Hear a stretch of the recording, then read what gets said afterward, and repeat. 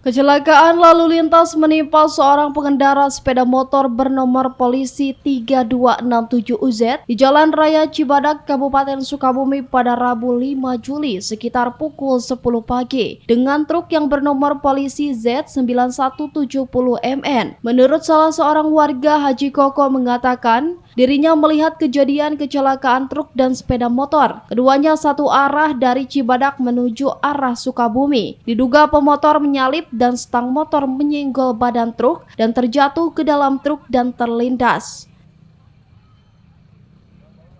Kronologis kejadian awalnya, Pak. Ya, ada truk lagi berjalan, biasa aja nggak kenceng sih, truk lagi jalan. Ada motor nyalip dari kiri, setangnya kena bak, langsung terbalik, langsung gilas kena ban belakang tuh. Ya, truknya sendiri dari arah mau kemana Pak, motor? Itu tujuan motor kurang tahu ya, arah ke Sukabumi, sama-sama satu arah ke Sukabumi. Itu berapa orang Pak di motor itu Pak? Di motor satu orang. Terus korban sekarang dibawa ke mana? Sekarang dibawa ke rumah sakit, barusan udah ditangani oleh polisi Pak. Meninggal di tempat Pak ya? Ya, meninggal di tempat. Pak, pas kejadian Bapak lagi di mana? Saya di depan mata, benar-benar di depan mata saya itu. Di warung maksudnya? Ya, di Baru.